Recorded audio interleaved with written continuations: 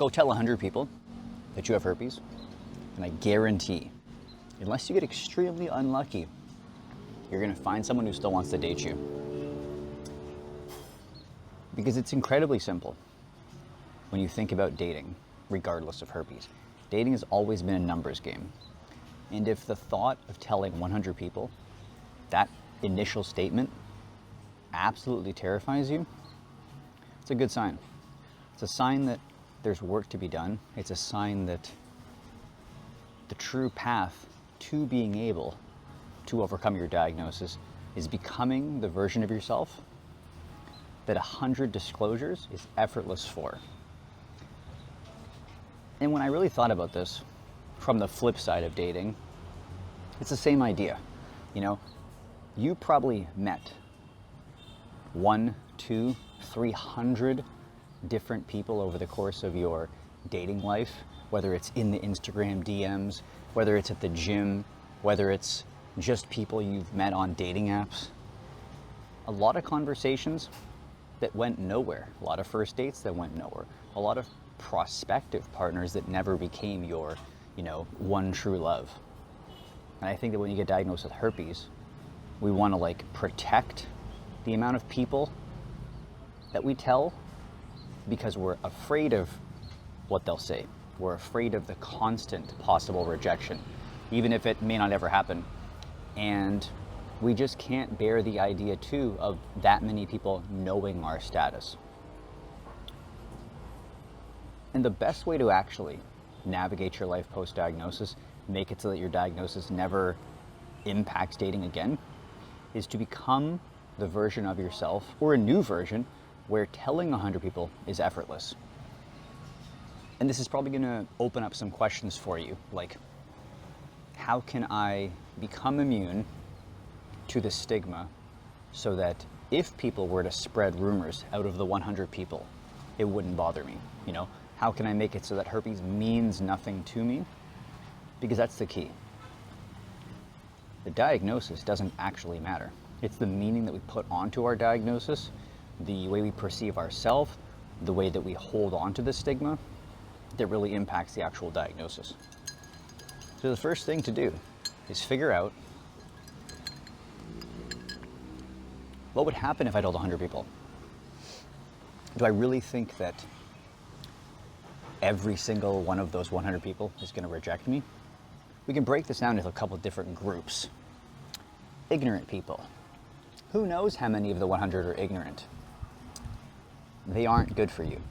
If they're going to be judgmental, ignorant, not give a shit about you, beyond your diagnosis, you're filtering those people out. They're not worth your time. Maybe we have some, I've dated people before with herpes. They're out there, with herpes being so incredibly common, with more disclosure happening, with more education and online access to knowledge. People are likely encountering others that have had herpes or have it themselves. And for those who date somebody with herpes and nothing bad happens, what if the next person that you disclose to has just come from a past relationship where they successfully managed dating with herpes but never got it, and just the relationship ended for other reasons, and they're ready to see the value in you, which you still have.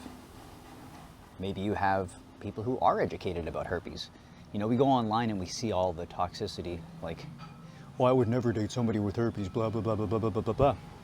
But you also see a lot of the comments where there's some super educated people, whether they're in healthcare, whether they do their own research themselves, or whether they come from a country which is outside of the Western world, Canada, UK, Australia, all of these toxic, stigmatized places, where herpes isn't even a big deal. Parts of Europe, parts of Asia, parts of South America.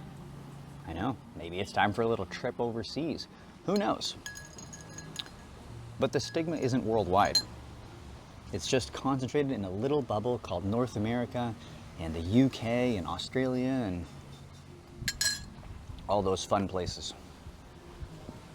So we have our ignorant folk, dated somebody with herpes folk, educated folk. We then have our not educated, but open to learning more group because they like you for you. And finally, our last bucket has herpes too, which is actually sometimes pretty common, not just orally, but genitally. You know, there was a girl I matched with on Bumble years ago, and we had just like done a little bit of talking, and I kind of told her, oh, I talk about herpes online, I help people with herpes. If you guys are looking for some extra help, I will leave a link in the description for how I can help overcome the shame, detach from the stigma, make disclosure effortless. There's a 3-step video in the description box. Check it out if you're interested. But me and this girl were speaking, and I was saying, yeah, I help people online. I have HSV too. And she's like, we're in the same boat. Now, I had never seen her in my life. She had never seen my content in her life. And I said, what do you mean we're in the same boat? She's like, I have it too. I'm like, wait, what? You have HSV too? You don't even know who I am? Not that I'm special, but like being the herpes guy and being such a stigmatized topic, people likely have come across my content. So maybe you find someone who also has it too. And in the same idea that a lot of people out there are struggling, they never date again. There's a handful of people, probably more than we think, that are confidently dating with herpes. You just don't see them online, because if you are okay with your diagnosis, there's no need to like go on Reddit and post your sob stories, or go on the Facebook groups and post your sob stories. So people out there are just living their best life regardless of their herpes diagnosis. And I like to think that I'm doing the same. So to circle back onto these groups, if you notice, only about one of those groups is ignorant, judgmental, toxic, doesn't care about you. The chance of you, in those 100 people, finding someone who's either educated themselves, has it too, has dated somebody in the past, is incredibly likely. But if the idea of telling 100 people still scares you, I understand. And that's what I help my coaching clients with, is that if we stay where we currently are, and the 100 people are over here, we try to like jump across and tell them, we're just gonna fall. We need to build some sort of bridge. So education, you know, being able to understand how common it is, so that the people that you do tell, maybe there's a chance that they have it too, because you understand you aren't the only person with herpes. The stigma is huge when it ties into what will happen after I tell 100 people. Because for me, and for the coaching clients that I've worked with, herpes doesn't have to mean anything. It can simply be a neutral thing, or it could even be a positive thing, but it's simply just a health condition, a common virus that human beings get from skin-to-skin contact, and we put this meaning onto it. I'm a bad person, I'm gross, I slept around. When in reality, you could just detach from any sort of meaning, go by the facts, go by keeping partners safe, reducing transmission, having an open, honest discussion when it comes to relationships, and those who want to be with you are going to want to be with you. And those who don't are in fact missing out. That's a big thing too. In step 2, pillar number 2 of my coaching program, once we are educated, once we have that stigma detached, building that confidence back. Because a lot of us feel like our self-worth is gone, and that when people reject us or don't want to date us, that we're missing out. But what if you could flip the script so that you feel like they're missing out on you? Because in that sense, if you feel as though people are missing out on you by rejecting you, you're going to keep moving forward.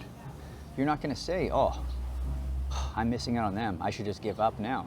No, you keep moving forward, because your goal long-term is finding a partner. Your goal is to tell more people that you have herpes, because you have the idea that if you tell enough people, the same way how if you met enough people before you got herpes, you'd probably find a husband, probably find a wife. I know it's unfortunate, like having the same conversation or having that talk or knowing what to say, but that's where step 3 of my 3-step process comes into play, which is the dating and disclosure skills, which is initially becoming a person where disclosure is effortless, so it doesn't have to be like a weeks or months long buildup for each partner. It can be framed as a mutual conversation about sexual health that seems normal to you.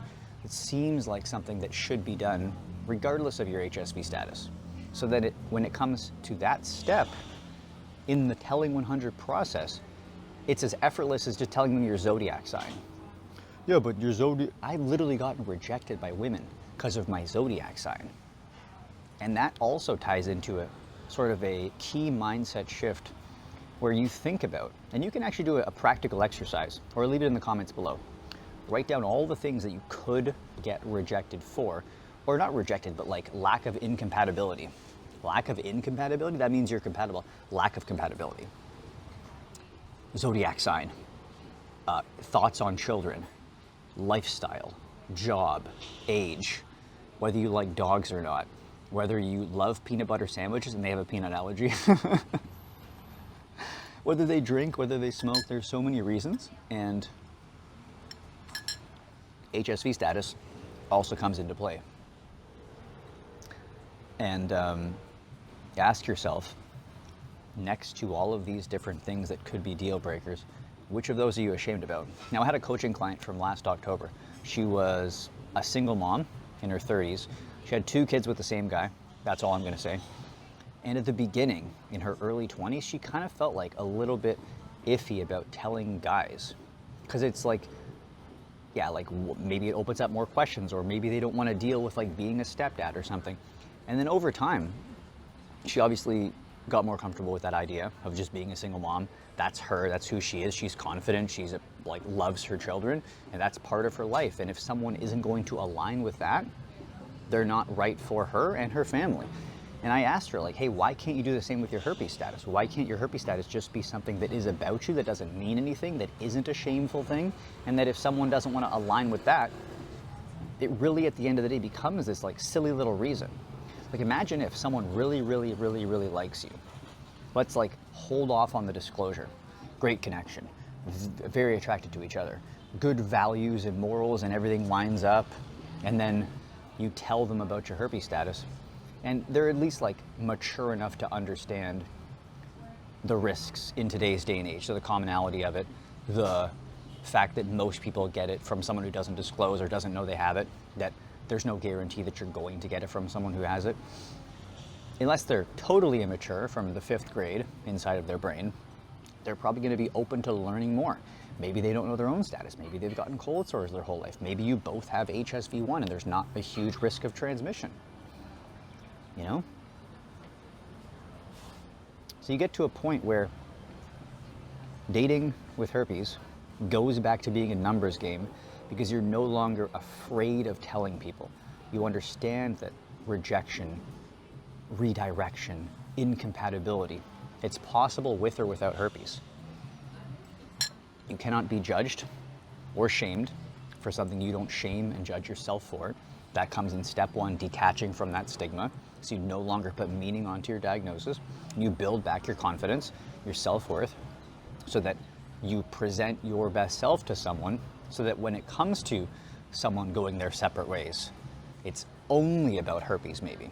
And it's not about you've let yourself go, or you come across as, you know, not put together or things like that, because you ideally do want to shift into a version of yourself where you are presenting your best. And once you present your best self, once you have that self-worth, I can't promise that every single person wants to date you, but it's not a bad thing. You know, if you're watching this and you want someone who likes you for you, who isn't just going to waste your time and like lie to you just to sleep with you, herpes is a great filter.